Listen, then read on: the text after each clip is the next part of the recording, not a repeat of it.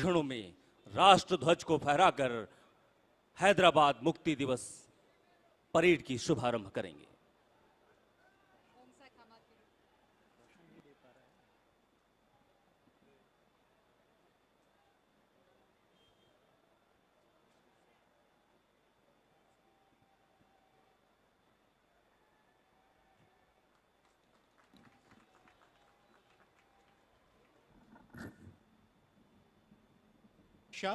अब माननीय मुख्य अतिथि महोदय, राष्ट्रीय एकता के प्रेरक सरदार वल्लभ भाई पटेल अपनी कृतज्ञता अर्पित करता हुआ माननीय मुख्य अतिथि महोदय के माध्यम से हम सभी हमारी राष्ट्रीय एकता के प्रेरक को ग्रह किया। मुख्य अतिथि महोदय ने परेड कमांडर के आग्रह को सहर्ष स्वीकार किया और अब माननीय मुख्य अतिथि महोदय एवं परेड कमांडर निरीक्षण वाहन पर सवार। वाहन समय की गरिमा के अनुरूप मुख्य अतिथि महोदय को लेकर धीरे कर रही हैं श्रीमती मोनिका सिहाग, सहायक कमांडेंट। आज की परेड की तीसरी टुकड़ी केंद्रीय रिजर्व पुलिस बल के रणबांकुरों की है। कमान कर रहे हैं श्री मोहम्मद फयाज, सहायक कमांडेंट। निरीक्षण वाहन अब चौथी टुकड़ी के नजदीक पहुंचता हुआ केंद्रीय रिजर्व पुलिस बल के रणबांकुरे इस टुकड़ी में शामिल हैं। कमान है शाहजहां पीके, सहायक कमांडेंट के पास। सभी टुकड़ियों के निरीक्षण हुआ मंच के नजदीक।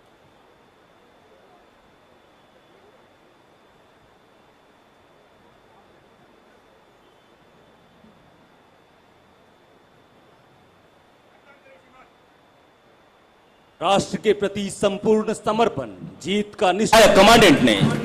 ये सीआरपीएफ की महिलाएं हैं। Next comes the all-women contingent of CISF, commanded by Srimati Monica Sihag, Assistant Commandant.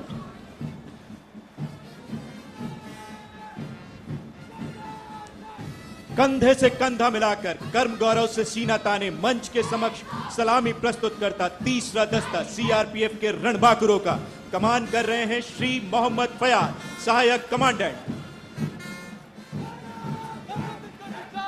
Next, contingent number 4 of CRPF is commanded by Shri Shahjahan PK, Assistant Commander. पराक्रमी जय के साथ जंगल के विजेता हम सारता के साथ प्रणाम करना चाहता हूं। राज्य, निजाम का राज्य एक ऐसा राज्य था जिसके भाग्य में अभी भी आजादी नसीब नहीं हुई।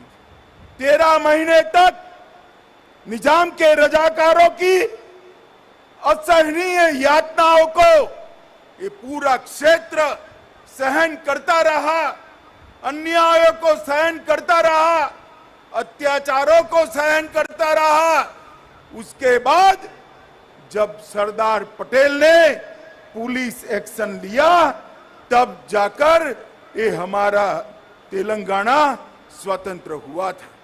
मित्रों, आज के दिन पर अनेक वीर शहीद जिन्होंने स्टेट कांग्रेस बीदर क्षेत्र के किसान ले गए, जिन्होंने यहां पर शासन किया, उन्होंने वोट बैंक की राजनीति के कारण हैदराबाद मुक्ति दिन मनाने का साहस नहीं किया। वादे तो अनेक लोगों ने किए, चुनावों में वादे किए, आंदोलनों में वादे किए, मगर सत्ता पर आते ही रजाकारों की भय से पलट गए। आज मैं भारत सरकार के प्रधानमंत्री नरेंद्र मोदी जी को लाख लाख बधाई देना चाहता हूं, जिन्होंने निर्णय किया कि हैदराबाद मुक्ति दिन को मनाया जाएगा। और मुझे आश्चर्य भी नहीं है, आनंद है इस बात का कि जैसे ही मोदी जी ने घोषणा की, अब सब लोग हैदराबाद मुक्ति दिन मनाते तो है, मगर नाम हैदराबाद मुक्ति दिन नहीं देते हैं।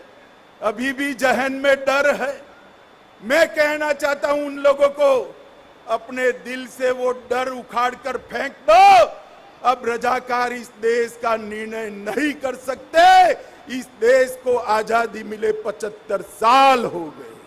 मित्रों, आज मैं फिर से एक बार मोदी जी को बहुत बहुत बधाई देना चाहता हूं, क्योंकि कर्नाटक, महाराष्ट्र और मेरे प्रिय तेलंगाना के सभी जनता की मन की भावना को समझते हुए इन्होंने ये हैदराबाद मुक्ति दिन मनाने का निर्णय किया।